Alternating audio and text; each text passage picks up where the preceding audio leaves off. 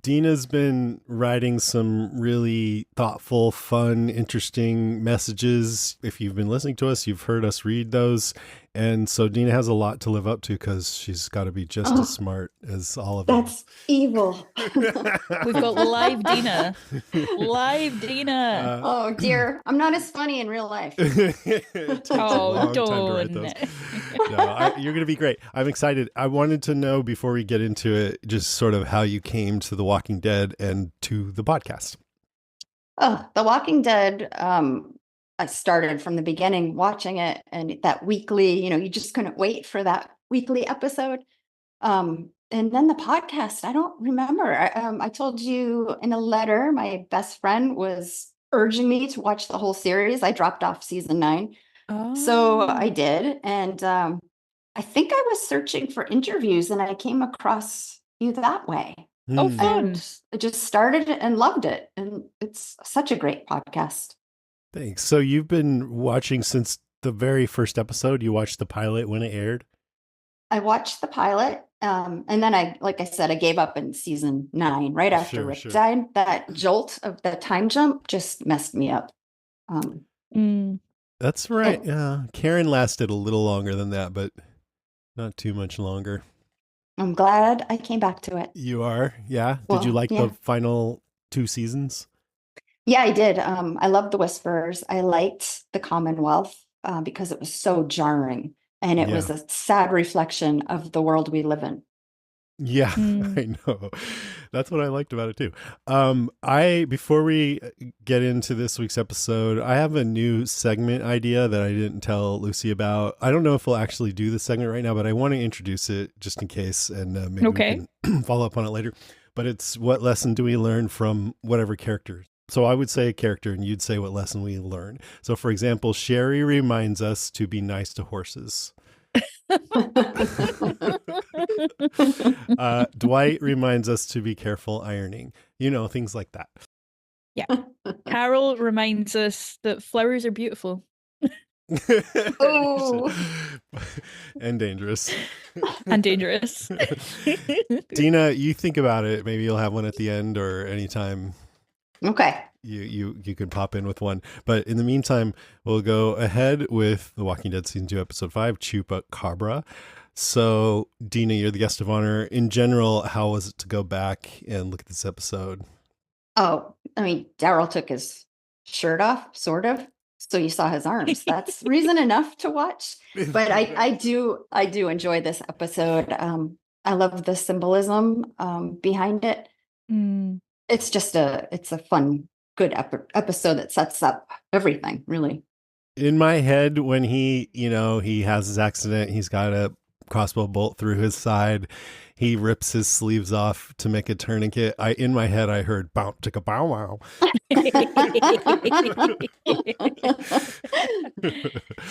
What about you, Lucy? Oh, it was great. I had a moment, Dina, where I was like, why is Daryl wearing shirt sleeves? And I'm like, because he's gonna rip them off. Exactly. Yeah. He regressed only to go right back to where he was. It's almost like a Daryl Bottle episode in a lot of ways. Like I was looking through my notes just to scene set for listeners. I'm not at home at the moment. I'm traveling. So I'm in a random hotel room near a Scottish loch, and I'm on minimal podcast equipment. So I have, instead of my notebook, I have a picture of the notes in my notebook on my phone that I'm referring to. So there'll be a bit more, I can't read what I wrote than usual. So enjoy that. But when I was looking through my notes earlier, I was like, most of what's good about this episode is Daryl centric, I think. It's a good, his character is really building, which is fun. And you get to see the Dixon brothers together, kind of. So that's interesting. Yeah, I remember being glad that Michael Rooker came back for this. I think you're right that the Daryl part is the best part, but I liked the rest of it too. And I just found it all pretty enjoyable. And I remember this episode being one of the ones I didn't like as much, but I'm liking season 2 more, I think, just because I am so attached to the characters now, and I realize that this show is all about character more than anything else. And so when you look at it through that lens, it's really good to just dive in and get deeper with the characters. Definitely. Very much so. So we'll go on to our points. Dina, do you want to go first? Dina, Dina, Or do you Dina. want one of us to go first? We can go first. It's up to One you. of you go first, and I'll jump Okay. in. Lucy, why don't you go first? My first point is, have you ever seen a chupacabra? And if so, where? And what did it look like? I didn't even bother looking it up this time because I figured one of you guys would. What the hell is it? Not Chupacabra. either. I was It's like, a oh, someone will know. Dina It's knows. What is yeah, it? I Dina? do, because my husband goes around the house saying chupacabra sometimes, and I don't even know how that started. But it's a South American Mm-hmm. creature, cryptid. It's called the goat sucker, I think, and it goes around sucking the blood of livestock. Oh. It's interesting that Daryl mentioned it, but didn't like tell us the legend of the chupacabra as if everyone would know. I guess they figured we would go look it up, right? Yeah. Or maybe they're like native to Georgia. They're like common there. Yeah. Oh, it could be. Yeah, southern states for sure. Maybe. But yeah, it's not real. I don't It think. might be. Did you hear that this back in October, I think it was in Brazil, some hunters claim that they shot and killed the chupacabra. The like the one. Well, not the one of them. Okay. But yeah. Yeah. And they ate it before they had a chance to take a picture of it. They took a picture of it, but most people think it's a petrified howler monkey. Oh wow. Oh, That's wow. crazy. Yeah, you'll have to We look it up. once went on a we once went on a road trip in from Canada down to Colorado to actually see Lara Willie Swink and Claire Retro, who listened to the podcast. And I have this habit of, if I'm not driving, I will instantly fall asleep. So Jason, have fun on our road trip this summer. I am not good company. I will fall asleep in a car. And I put on an audiobook, and it was the lore guide to like mythical beasts of the North Americas. And I think the chupacabra was one of them. And I woke up when we arrived at our hotel, and Peter looked so stressed. He's like, get out of the car right now and run to the hotel. And I was like, what the fuck? And he's like, you fell asleep just at the bit that was about like beasts by the highway. So I've had to drive for 3 hours through Wyoming reading about all the horrible mythical beasts that can be found on the highway in the dark. And I'm terrified. So can we just get inside the hotel, please? And I was like, sorry. So I don't know if he saw a chupacabra, but I will ask when I'm back home. Oh. Yeah, let us know. Do you know all about the Loch Ness monster? I do. Obviously, that's an important part of Scottish education. Yeah, it's very real. Very real. Definitely a thing that is real. That's all I can say. I'm sworn to secrecy. Okay, good to know. Good to know. My actual point is probably the interactions between Daryl and Merle, because I thought they were really well done. And I was trying to remember if I realized that Merle was not real the first time I watched this, because they do a really good job of keeping his hand hidden, because that's the tell, is if he has two hands he must be a vision, because obviously we know that he's cut his hand off, and they hold that right till the end of their first interaction. I think it was a bold Does he have two swing. hands when they do finally show him? Yes. Oh, okay. Yeah, I think that's the giveaway, because they kind of have a little bit of a musical swell when you see that. But you get a sense of Merle and Daryl's relationship, and I think it's interesting because there is a kind of love there between Merle and Daryl, and it's a kind of toxic love in a lot of ways. But Merle says, he was the one to look after Daryl when he was little. He was the only one looking out for him. He's clearly protective of his little brother, but is also very, very kind of demeaning towards him. Um, and it's interesting to see them revisit the fact that Daryl has stopped looking for Merle. It's like Merle is a projection of Daryl's conscience about not looking for him anymore. But Daryl does kind of come back to Merle and say, all you had to do was wait. Like Merle was hot-headed and ran off. They did come back for him quickly. And that made me understand a little bit better why Daryl is perhaps not carrying a lot of guilt about not going back for Merle anymore. Why not? Well, because he feels that Merle left. He could have hung around Oh. and waited for them, but he went off and did his own thing. Well, that's like pretty dubious because, of course, you're going to get off of a roof and go somewhere else. It's not like, You're like, how dare you, Merle, not stay there on that hot roof and wait for But us. they also assume that he stole the van as well. I mean, I don't know if Merle That's would right. know it may was their have. van. He may have. I firmly believe he probably did steal Okay. the van. They should have had a meeting place set up, and then if Daryl went to the meeting place and Merle wasn't there, then I could see him being mad, or Yeah. giving up. The other thing I thought was interesting is, so we talked last week and the week before about T-Dog having this kind of paranoid outburst on the highway, that we were like, well, actually, some of that is rooted in truth and fear. But we also see, I think Merle is kind of a projection of Daryl's subconscious here, and he is talking about how the group perceive him, talking about how they will perceive Daryl as being redneck trash. They ain't your kin. Nobody's going to care about you except me. And we also see, classic Merle use of the N-word, talks about, they're all Democrats, and it just, very scathing about the people that Daryl is now, part of that group. And it seems to spur I'm sure Daryl Shane's on. a Republican. Yeah, I know. Oh, I was like, definitely. Shane's a Democrat? Sure about that, Merle. Okay. And the last thing I'll say from that first interaction is that I loved at the start, when Merle starts talking to Daryl and Daryl just kind of goes, shitty day, bro. And I'm like, yeah, it's a shitty day. Well done. You did just fall on your own arrow. So yeah, that first interaction between the two of them I thought was awesome. And I know we will all have a lot to say about that, so I don't want to monopolize the mic. So that will be my first point there. Sweet. Yeah. Yeah. Dina, do you want to follow up on that or go to something Yeah. else? Yeah. No, that's definitely my top point as well. And I think the Chupacabra theme goes through the whole episode and not just with Daryl. But in this particular case, I think Chupacabra is negative self-talk. Everything he believes about himself that isn't true. The same thing that Lucy just said, he's worthless, they'll wipe you off like dog shit on their shoe, blah, blah, blah. And he doesn't have a lot of self-confidence. And like you pointed out, I think, Jason, in the last episode, Rick pretty much tells him, you're off the hook. You don't owe us anything.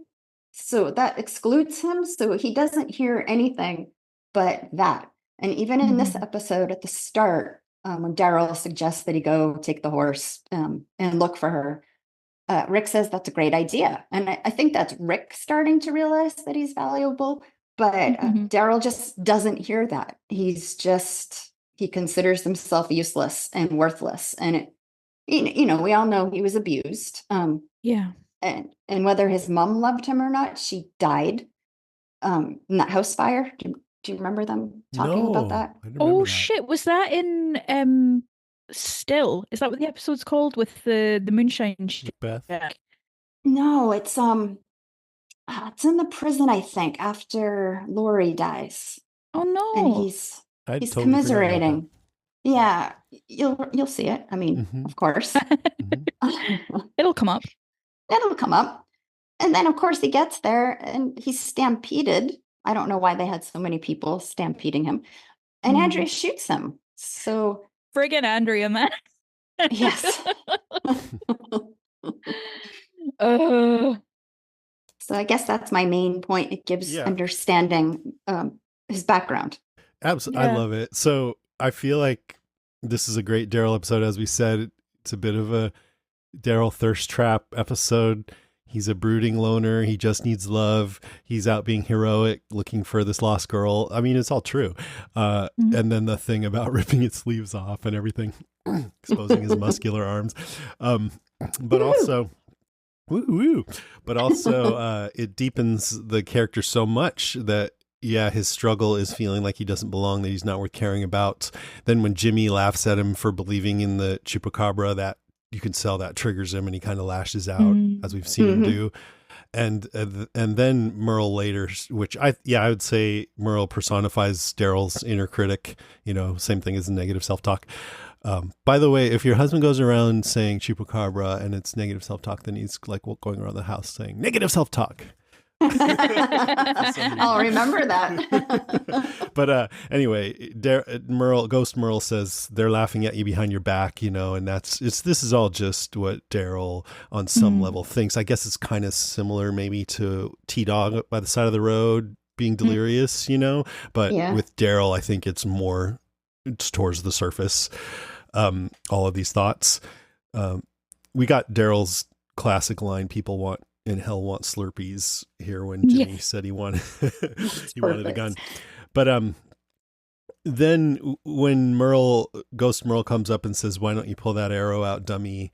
Daryl smiles at that, which kind of goes to what you were saying, Lucy, about how they have this complicated relationship, Like, he's glad to hear it. And he's so used to, I mean, if Merle didn't say something toxic, Daryl would think it was weird. Like, what's wrong, bro? Exactly. Yep.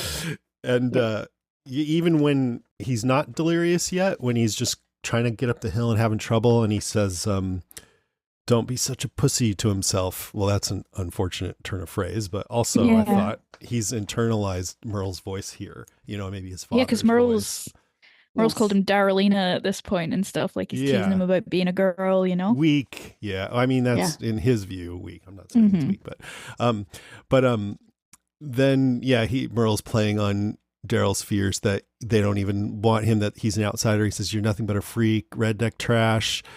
One of these days they're going to scrape you off their heel like you was dog shit." And I'm thinking, you don't know, Merle. He's going to be one of the most valuable people in this group and eventually probably the last man standing. So you're totally wrong here. And then when Merle resolves into a Zed, it wakes Daryl up. That was such a great moment. And then he just destroys it with so much aggression. I mean, maybe that's just what calls for because his life's in danger, but also maybe it's a reaction or a rejection to what Merle just said on some level. I'd like to think so. Yeah. I think so. And then at the end, Carol brings Daryl dinner and kisses his head, and he's feeling doubt about whether he belongs or anyone cares for him. And then he gets this. So it's just more cementing of this bond between the two of them. And then she says, "You did more for my little girl today than her own daddy ever did in his whole life." I'm gonna start crying. And then he says, I didn't do anything Rick or Shane wouldn't have done. And she goes, "I know, you're every bit as good as them, every bit." And I'm just like, yeah. At the time when I heard her say this, back then, I think I was probably like, well, that was really nice of her. But now I'm like, she is so fucking right. He is every bit as good as, better than Shane, and every bit as good as Rick, at least, maybe better than Rick too. And now we know that, right? And so it's just beautiful to see the seeds of their relationship and her supportiveness. It reminds me years later when he says to her, "You're my best friend," and she says, "What are you, 10?" Yeah. But it's just like so much more meaningful in hindsight to see this interaction than it was to me back then. And I probably thought it was nice back then too, but now it's even more. Yeah, it's more impactful, and she's a mother, and she's mothering him in that moment, and they definitely become equals. But in the early days, she nurtures him, and I think there was an episode they're searching for Beth. She says something about herself, and he says, "What do you see when you look at me?" Or I might be messing this up. And she said, "I used to see a boy, and now I see a man." And I think that's when they start really equalizing, but we have a while to go, so I have to, watch along. I think as well, there's like this tug with Daryl in this episode where he comes, it's almost like a baptism, like he goes into the woods, meets with Merle, and kind of re-engages his feral Dixon and like takes the ears and like binds his own wound. And he looks like, the one thing I will say in favor of Andrea is he looks a lot more like a walker than I remember him looking. So I'm like, oh, okay. Yeah, all right. I mean, Rick and Shane were right there a few feet away and thought he was a walker, and he could have been. Well, they wait for him to talk. Said something. Yeah, he should have talked sooner. Yeah, but he's embracing that feral energy. But that Carol just intervenes at the right moment, I think, to soften that and prevent him taking a really different direction. It's something I think we come back to in season 3 when the real Merle comes back and the Dixon brothers go out on their own, and Daryl, it just doesn't fit anymore. It's just not him. Yeah. Yep. I'm glad you said that because I wasn't quite sure what the point of the ear necklace was. And it was great because it took what otherwise could have been just a straightforward, maybe a little bit sappy episode about Daryl. I don't really think that, but a little bit, and made it like a little edgy, like, whoa, but it really is about him flirting with just being like, I'm a man of the woods. I don't need these people kind of vibe. Right. Yeah. I loved Rick's kind of harassed older brother, like, we're just going to not tell Herschel about that, like pulling off being in his pocket. He's like, yeah, we're going to keep that to ourselves. And it's a wise move. It's a wise move. Yeah. But why his pocket? Why his pocket? Why didn't he just throw them down? That was weird. Yeah. Well, he might want it later. Yeah, he's pretty messed up. He has just been shot. He might want his comfort necklace later, I guess. Maybe his father gave him this. No. But the only other thing is I just thought it was really funny that Daryl was on shrooms when he saw the chupacabra. I kind of like that. Oh, that was a good detail. So that's all my Daryl stuff. And I'll have that as my first point. So Lucy, do you want to go next? Let's do this. All right. That cold open. I don't have a whole heap to say about it. I spent a lot of time thinking about why they showed this cold open in this episode. And I've chosen to interpret it as probably the first night that Shane and Laurie hooked up. That's my that's my reasoning. But obviously we see Carol, Laurie, Shane, Ed, and the kids on the highway. It's nice to see Sophia and Carl together again. Carol offers friendship to Laurie and Shane by offering them MREs, and Ed is a shit, as I've said in my notes, and prevents her from doing that. Sophia talks to Carl about his dad seeming nice, which is Shane, and Carl points out he's not my dad, and he pauses a little bit and says, died. And then Laurie and Shane witness the napalm bombing of, I think, Atlanta. Although I have to say, it didn't look that napalm bombed when Rick was in it. But anyway. Right. And yeah, Laurie's clearly very stricken. She kind of turns to Shane and he pulls her in and holds her close. And I just got the sense from that scene that they hadn't yet crossed the line, but that the line was going to be closer after that particular experience. And then, of course, we open with Laurie having slept in, finding out that she's pregnant. So, yeah, what did you both think of the cold open? The same. I think that hinted at the bond that Shane and Laurie were going to have. And part of the reason he started being the protector, which makes sense, but why he also starts deluding himself at some point that he's the only one that can save them. Yes. I think that was the main point. I'm not sure, but that seems like the most likely reason why they had that. Yeah. Aside from it just being kind of cool to see, yet shocking to see what happened to Atlanta. Yeah. I think this is the last flashback we get. We have this one and we have Laurie finding. Maybe we're really just seeing the story of Laurie and Shane's relationship in these flashbacks, because we see the flashback to the Rick news and the flashback to this, and then that's it, isn't it? Yeah, that's really a good point. Yeah. I mean, I was thinking, we were also going to have a flashback showing what happened with that tank in Atlanta, but then AMC wouldn't give Darabont the budget for it. So that wouldn't quite go with the whole Shane Laurie theory unless they were involved somehow. But imagine that'd be funny. But it does make me think if Darabont had stayed on, maybe there would have been more flashbacks. I remember after Glenn Mazzara became showrunner, I used to listen to this podcast where they would interview writers and showrunners of TV shows. And Glenn Mazzara was on there with Scott Gimple, who was, just a writer at the time. And the interviewer asked about flashbacks. And I think Gimple was into flashbacks, but Mazzara kind of shut him down and wasn't into it. Interesting. And so maybe after this, Mazzara kind of set the tone for not having flashbacks on the show. And by the time Gimple came on, they just weren't really doing them, It'd gone too far. Yeah. Yeah. But I had just a few notes about this segment. I forgot we saw Sophia there, so it was like, oh, there's Sophia. Carl looks noticeably older here than he did in season 1, even though it's the same time or even earlier. But what are you gonna do? Yeah, kids. I wondered if Bernthal was wearing a wig. I think so. Yeah, he must have been. I think so. I wondered if this is when Carol, Ed, and Sophia met Lori, Carl, and Shane because they were stuck on the road together and got out of their cars and just struck up a chat, you know? I don't think we know for sure when they met. No, but that sounds like a viable point. Yeah, could be.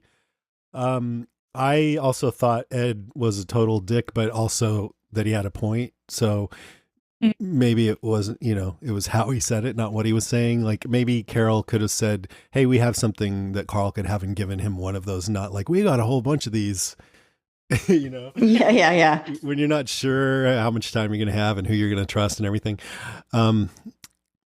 Maybe that's me being selfish. I don't know. But, and then just the military bombing Atlanta reminds me of The Last of Us, the whole scientist in Jakarta, not to get too deep into it because people might not have seen that, but that part of the show. And also major Resident Evil vibes. If you play those games, there's, this is often the reaction. You play those games? I do not, but family and friends do. Yeah. There's always cities being blown up to get rid of all the zombies. Did they do that in remember that Will Smith I Am Legend as well? I don't remember. Or did they just isolate people? Oh, but you know what? I totally don't have it in the news, so I'm going to say it now. But we just found out that Danny Boyle and Alex Garland, who wrote, Alex Garland wrote and Danny Boyle directed 28 Weeks Later, are now in talks. I think is it greenlit? I think it is to do 28 years later. Yeah. Oh, great. Do you think they'll get the OGs back? So stoked. I don't know. Oh, actually, no, because 28 Weeks Later was a different crew, wasn't it? Yeah. So, yeah. I don't think it matters. I don't really care. I don't even remember who they were. Cillian Murphy, did he even... Did he Cillian live? Murphy, Yeah. I think in one ending he does. Okay. Yeah, I think the one that they went with, he did, yeah. I'm excited because 28 Days Later is one of my favorite zombie movies ever. So, anyway, anything else about the flashback before we move on? Not for me. Nope. Okay. Dina, why don't you go? All right. My second note was, again, the chupacabra, reality versus imagination. And I had it for every character pretty much, but I'd like to actually Andrea versus Carol, the comparison, which I don't know, I might be imagining. So Andrea is not facing reality. And I have to say, I really don't like Andrea's character, so I'm trying to be generous. But I think, I know, and before the whole apocalypse, she was a lawyer, she was independent, she could fish. She's not used to being not in control. And now she has no control and she's scared and she wants to protect herself and grow and learn. And it's great. And she's absolutely right. And she's starting to learn with Shane. However, all she does is bitch about not having a gun, how she doesn't want to do women's work. So she pretty much does nothing. And she's useless. And then, of course, they all tell her, don't shoot, put the gun down. I could do it. And she reminds me of a teenage boy who just gets his license and then thinks he knows everything about driving. And she endangers the whole group as a result, right? It's not just Daryl. She could have hit any one of those guys. And then you have Carol, who is facing reality. She knows her limits, and she's doing what she can to help everybody using her current capabilities. And we all know what Carol becomes, and her capabilities grow and grow and grow, but she stays in the present. And just we see her grow more in season 3 and so on and so on. So I kind of just comparing them as women who started off in the apocalypse at the same level, weak and not sure what to do. That's, I guess, my notes on reality versus non-reality. I really like that.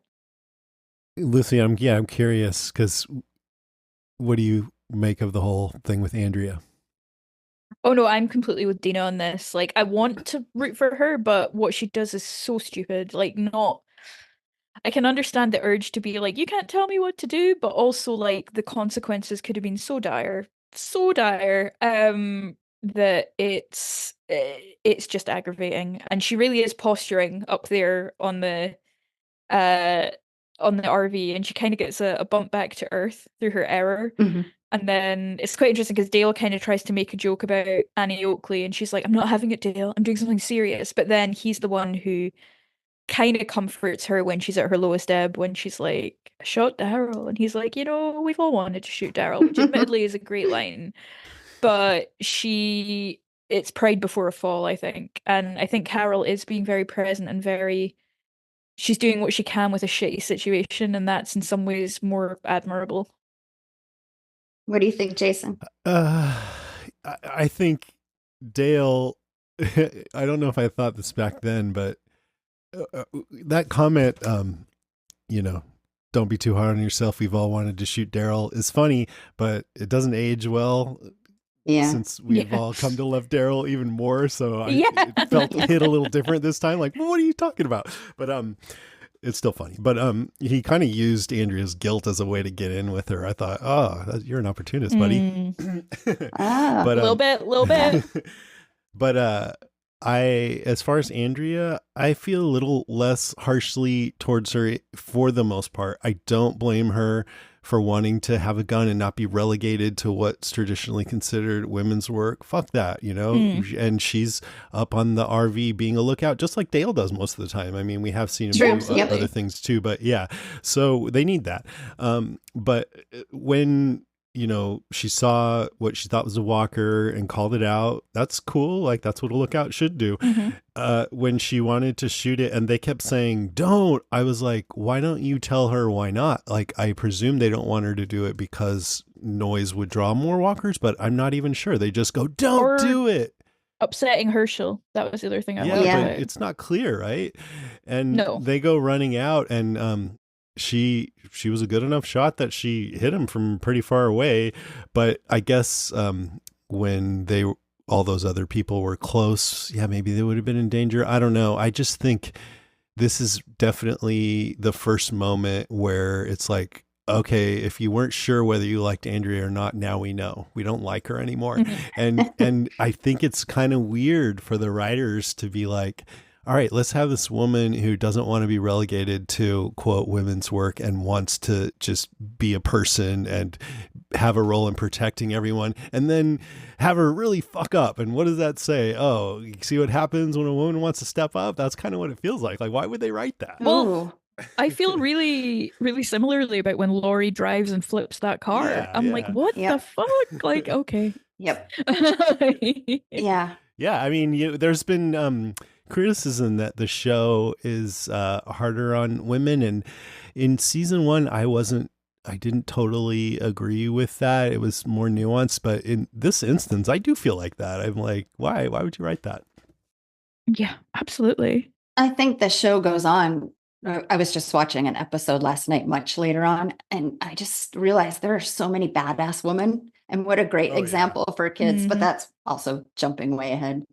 And to go back to Andrea, I still hate her, but Shane, especially with his, shirt off, Mr. Macho Man, best let us handle it. And he might as well have added little lady at the end of that. Yeah, absolutely. Yeah.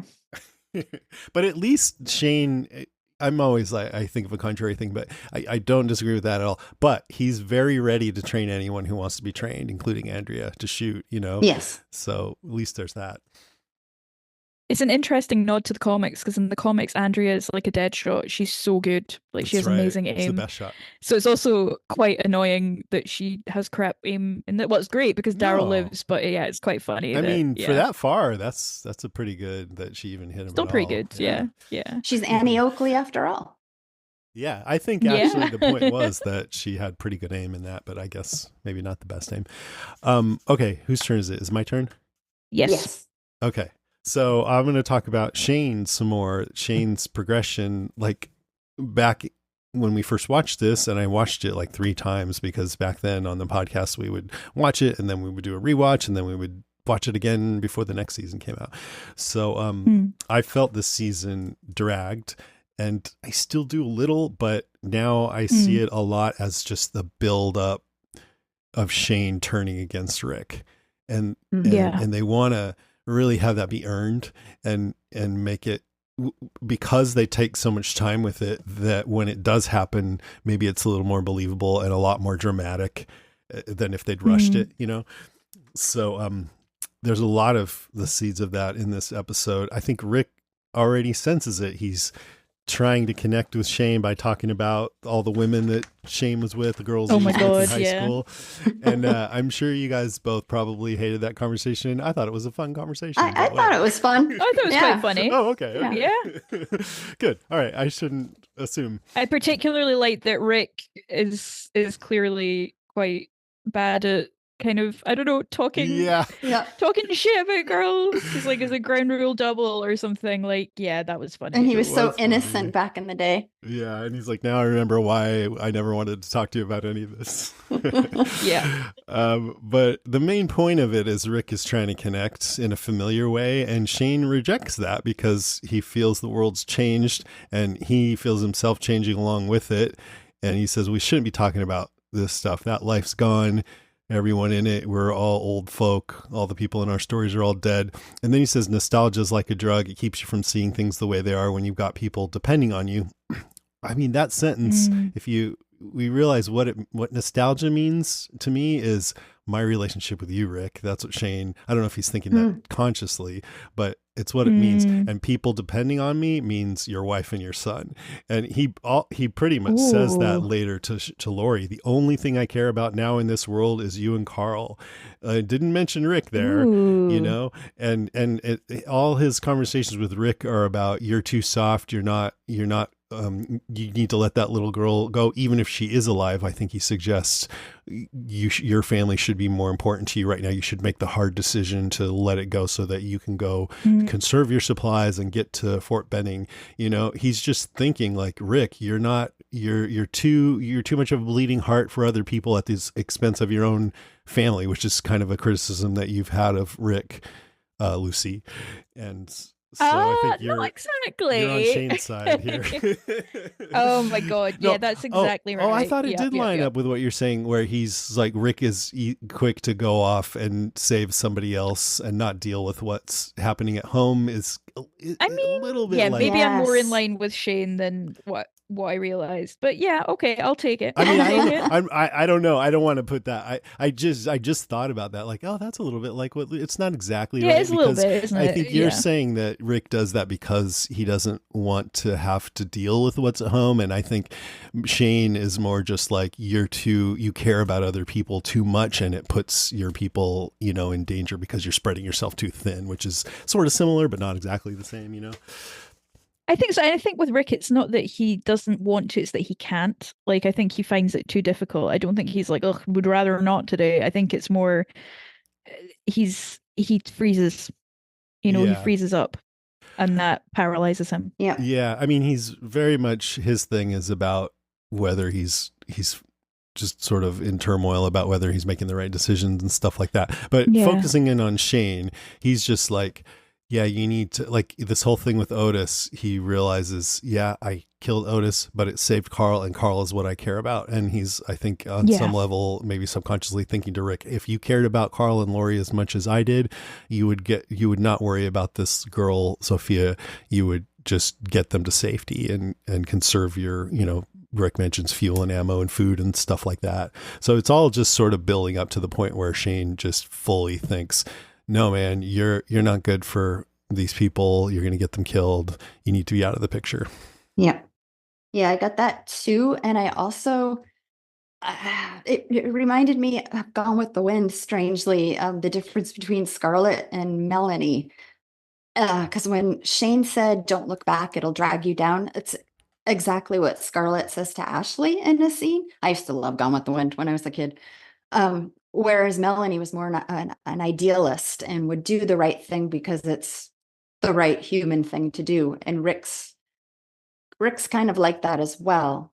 Although I think he's driven to find Sophia out of guilt. It's out of guilt. It's both, right? Yeah. He feels he's responsible, but also I think he, because he said, what if it was Carl to Lori? So he is thinking like trying to have empathy for other people. And he so loses that at some points in the story. There was one moment, and I can't remember the exact context, but where he just really expresses like a few seasons from now, like, some people are going to die from this decision I just made. Hey, it's got to be the way it is, or something like that. Yes.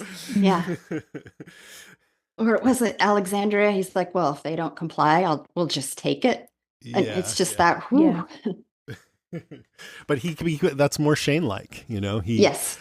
And people have sort of theorized or suggested that over time, Rick takes on characteristics of the foes that he defeats. So it might be kind of fun to examine that as we go along too. Yeah. I like that. Okay. I think it's Dina's turn. Oh, I thought it was Lucy's. Right? Oh, I'm sorry. Lucy's turn. Amazing. Woohoo. All right, let's talk about Herschel is uncomfortable that people are getting too comfortable at the farm, and it leads to the world's most awkward dinner party. Where poor Glenn, who's sat at the child's table, makes a massive faux pas by passing sex notes to the host's daughter and asking to play the dead guy's guitar. Or not quite, but you know what I mean. We also find out that not everyone is exactly following Herschel's rules. Jimmy asks to be taken out on a run to look for Sophia, lies about having Herschel's permission for that, and Daryl takes nervous Nellie without asking. So Herschel is not having a good day. Things are not going well on the farm. They are as he feared, and it's leading to a lot of tension with Rick and the group. He's also worried about Maggie and the Asian boy, and rightly so, because they're about to go try and bang in a hayloft and find out all about his secrets. So yeah, Herschel's having a time, and things are not looking good for the longevity of the group on the farm. Mm-hmm. Yep. And I think thoughts. I think I don't blame him for being upset about any of that. And I think in a situation like this, it would be totally par for the course for the two parties to have to sit down and have a discussion partway through and go, look, there's some things that I don't like the way they're going. And so here's what needs to change. And then if they don't change, then it's an issue. And they kind of had a shorthand version of that between Rick and Herschel, where he said, you control your people, I'll control mine. So now he's asserted his boundary, so, but now Glenn found the zombies in the barn. So that just complicates everything. And that's like Herschel not seeing reality. What's the first time we see it? That what's wrong with this guy? And that first go around when when the episode first aired, I think I remember being, is Herschel evil at that point? Of course, now it's not that simple, but yeah, he's kind of deluded himself. Yeah. At the end of this episode, Dina's going to say how you and I are not seeing reality. So we'll look forward to that. Yeah, sorry. That's the main theme I got. You chupacabras. I love it. I can see 5 chupacabras right now. Come at me. It's the mushrooms. It's the mushrooms. I shouldn't have taken so many before this episode. Damn it. We got to try that sometime. That would be interesting. Oh my God. Dina, do you have another one you want to go into? Just the comedy. I loved how much comedy there was in this episode. It was just great. You had Glenn posturing and Maggie shutting him down. Trying to be so sexy. Yes. I don't even know if I like you that much. Perfect. The whole period thing. Yeah. Oh God, I'm going to advise you to keep that to yourself.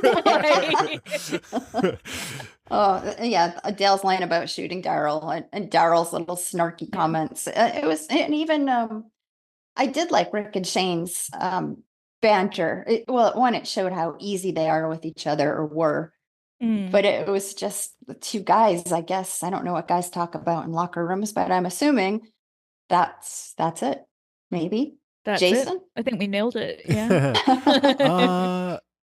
I'm trying to remember. I never had a conversation quite that jockey with anyone, but I've probably said some things that I wouldn't want said if no one I really trusted and felt super comfortable with was around, as I'm sure we all have, right? Yeah. Oh, you should hear what Jason edits out the podcast, Dina, where you just compare conquests. Oh dear. Lucy, Yeah, I hope you have more under your belt. Yeah. Skirt? I don't Well, you know, who's to say? Who's to say? That's our other new segment. Yep. Lucy's Conquest. No. All right. Lucy's Conquest. All right, good. My turn? Yep. Mm-hmm. Yep. So this kind of goes along with that. Glenn and Maggie, the tension between the two of them is, that she's unsure. I do think she's not totally sure if she wants anything more with him, that he kind of needs to step up and show a little something, and he definitely wants something more with her, but he's clueless about how to make it happen. And I love that. Yeah, I still have 11 condoms. You see 11 condoms. I see 11 minutes of my life I'm never getting back. It wasn't that bad, was it? It seems like maybe he was either a virgin or at least pretty inexperienced. Yeah. I'm guessing virgin. Yeah, it seems that way. Yeah, it seems that way. And then she said, I don't even know if I like you, but you're thinking about it. You should. And then she walks off like, seriously? So funny.